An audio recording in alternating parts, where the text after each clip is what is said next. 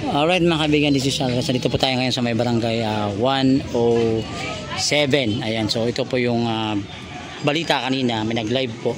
Natumba po yung poste. So kinonfirm natin mga kaibigan kung ano po sistema dito. At ito nga, natat na natin. Nakakita nyo, poste nakambalang sa kalsada, which is delikado. Ayan. So poste ba ng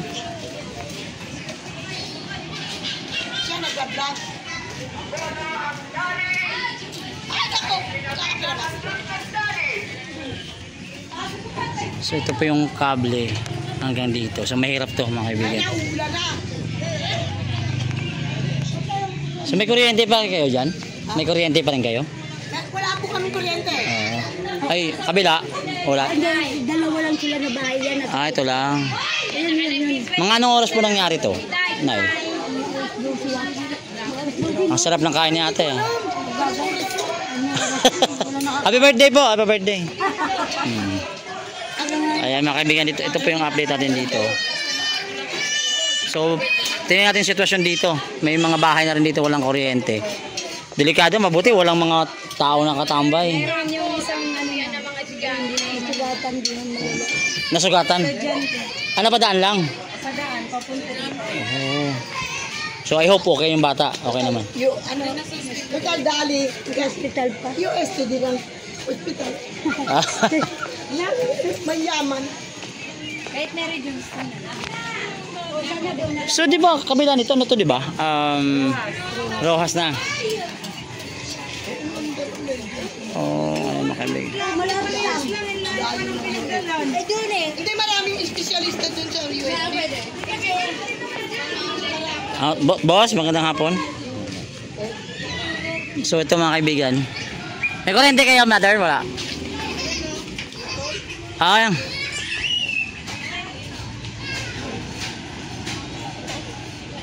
So ito pala yun mga kaibigan yun.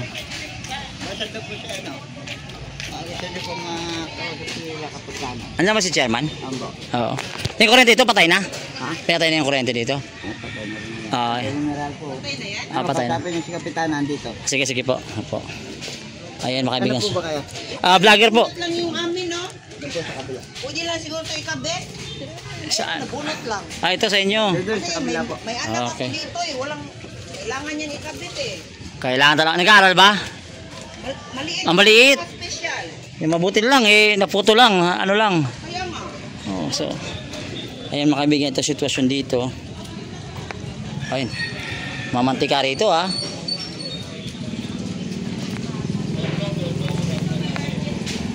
Perfect. Ito nadala natin mga kaibigan, no? Yung mantika dito kakalat. May nakita patuloy ako. So ito po yung kuryenteng nabuhal.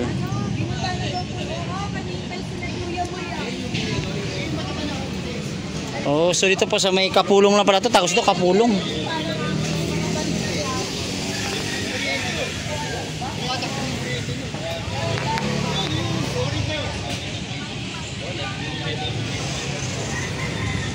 Magandang hapon sa inyo.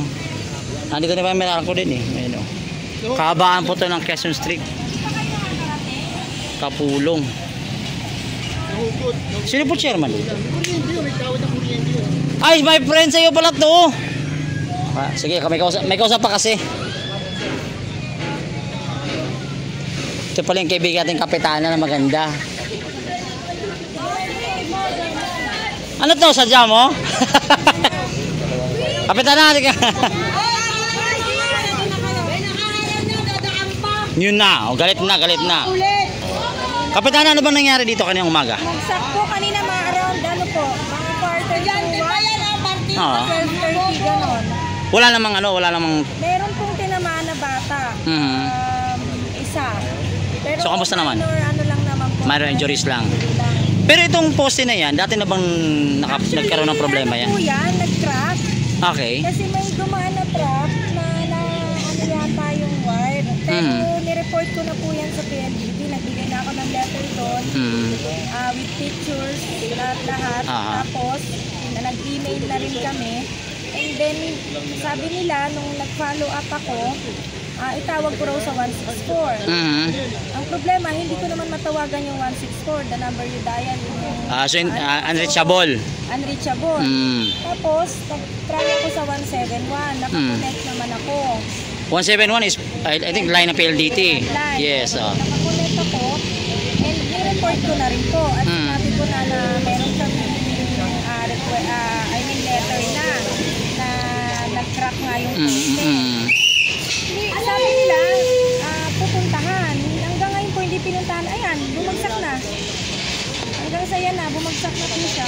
Mabuti, walang naglalaro dito. Buti nga po, na tapos na yung pasukan kasi may school kami. Yes, So dito din po dumadaan maraming estudyante. Tsaka main road to kasi kapulong to dito. Opo, mabuhay lane ito eh. Actually, wala pong tinamaan. Walang Well, thank God. Well, thank God. Opo, thank God. Lucky talaga. Yung bata pong isa, which is okay naman. Ano naman po. Hindi, ang masama rito kung time ng labasan ng mga estudyante at tumama yung bakal na yan. Sa report naman po namin, sinabi din ko naman na may school kami. Dito po usually dumadaan. Ito po yung tatay ng bata na tinamaan. Nadala naman ako din sa ospital yung bata. And willing naman din yung driver ng lorry na pasagin nito. Opo. Ano nga naman yung bata. Kasi may dali pala dyan, no? Kaya nga po ano po eh. Ang problema, ewan ko, bakit hindi ina-actionan. Ang dami nga rin naming rotten post na mga lihis-lihis na na-post. Inaano namin. So matagal na pala tong problema. 17, actually sir, ang letter namin sa PLDT. July 17 pa. So walang action. Wala po. So hindi bilis kilos. Hindi po. Bagal. Bagal kilos. Walang kilos. Ayan po. Siguro hintayin pa siguro na Ayan na po. Ayan na nga po. Bumagsak na. So bakit nahintay pa si Yorme bago gumalaw? Wala po siguro. Ayan sir. So in short Kapitana, hindi ka nagkulang. Hindi po. Even ngayon po tumatawag ako sa PLDT, hindi ko rin po makontak. Binigyan nila ako ng number 8484, hindi rin po ma-reach. Wala din po. Ito, dala-dalawa ng telepono. So, Kapitana, naka-live tayo. Baka may gusto ko sabihin sa ating mga kinaukulan at syempre sa ating local government. Baka magawan din ng paraan. Yorme, humingi po kami ng tulong. Sana po matulungan po ninyo kami kasi po ito po yung poste, nakahambalang po siya dito sa Mabuhay Lane sa Quezon Street. Wala po, hindi po namin alam kung paano namin to hirap po. Ang dami po, may mga tinawagan naman po ako, tumatawag ako sa PLDT kasi po poste nila yan. Hindi po, pinatakbo ko na po yung sekretary namin doon sa SM Manila sa office nila para lang po maidirekta na lang po namin yung nangyari po na to. And sana po sa PLDT, huwag na natin antayin na mangyari yung mga ganito po pangyayari. Nag-ano naman po kami sa inyo, hindi kami nagkulang. Sinabi po namin sa inyo na may nag-crack na poste at sabi ko pa nga po, poste to na yung semento. Opo, semento siya, yung malaki. Wala po eh. So, ayan na po ang nangyari. Swerte na lang po talaga. Salamat sa Diyos, wala talaga pong mga tinamaan na iba pa. Maliban lang po dun sa isang bata. At swerte na rin po, hindi naman ganun kagrabe yung nangyari sa kanya. Ayan, so for clarification mga kaibigan, poste po ito ng Telco. Hindi po ito poste ng Meralco. Actually, nung nag-crack yan, tinawag ko agad ng Meralco. Punta naman po agad ang Meralco. Salamat po sa Meralco dahil na-check nila agad. And sabi nga po sa akin PLDT, kaya po yun, kasi sa PLDT kasi. Oo, kasi PLDT. Opo, So I hope hindi umabot na 24 hours to kasi mamaya labasan ng estudyante. Mamaya po labasan na, mahirapan na naman kami, mag-iikot na naman po yung mga bata. Yes, so think ko action na naman to ng local government. I think tatawag na sila ngayon, I think. Sana naman po, matulong na lang po kami. Ayun, maraming salamat. Chairwoman, mag-ingat ka. At huwag kang tatawid-tawid. Totoo lang, napakadelikado yung poste. Natin yung, ang tulis pa naman nung bakal. Opo, ayun kung may tinamaan talaga po. Ang masama pa doon kung may live wire. Yun po. Pero may live po kanina, merong naka-open na tinalian na lang. Opo, pinalagyan na lang ng tape. Para secure. Tama yun. Lang po.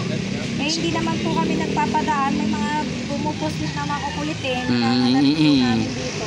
Sa kanya po namin. Ayan mga kaibigan, dito po sa Barangay 107. Ayan, Kapitana, thank you. Ayan, mag-ingat ka Kapitana, tsaka marami-rami pa. Baka may mga poste pa dyan. Actually, yung ibang mga marami poste doon, po. nakatagilid. Ang dami po. Ang daming mga poste dito sa amin, mga raten. Siguro girl lalo yung mga poste na yan kasi tagilid, no? Nagkekembutan. Kembotan. Pero ano, sa totoo lang, kidding aside, no? Sa totoo lang, kailangan talaga ang mga poste natin mas matibay. Yes, sir. Hintayin pa ba natin may mangyari? Opo. Mm. Ang ano ko nga po, meron kami poste na raten na malapit sa barangay. Pero malapit din sa school. So wala pa rin, wala pa rin. Ang tagal na po since nung kay previous chairman pa namin, kay Chairman Kakamay. Tagal na. rin po. Opo, Ang tagal na. po. Matagal na talaga. Almost 3 years and more. Hindi po, parang simulang naupo yung dati namin chairman. Ganun talaga yung problema. Oo. Hanggang ngayon po. Parang mga nakasabit na lang po siya sa mga wire. Oh, yes, Kaya na lang yung nagpaprotect sa kanya. Yung poste alone mismo di na kaya. So ang wire lang talaga nag-ano. Nakailalim kasi po ang raten. Aha. Walang laman, wala nang laman. Pero hindi po nila inuubos. Hindi po nila inuubos. So dapat aksyonan na. Opo, opo. Okay, again, Mangyari yung ganito. Huwag na maulit. Huwag na maulit. Oh. Kapitana, again, thank you po. Maraming salamat po sa inyo. Mag-ingat ka at sa iyo mga nasasakupan. Ayan. So, mapapakita ko sa inyo mga kaibigan yung end line nito. Ito yun, itsura niya. Ayan, ganyan po ang itsura.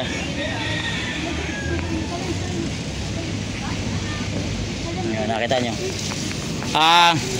Shout out daw kay Christian Agulto. Ayan, so mga kaibigan, anyway, dito po sa may Kapulong Street, corner Quezon Street. Ayan, dito po yung update natin dito. Maraming salamat po. Ingat po tayo. God first Manila. Oh,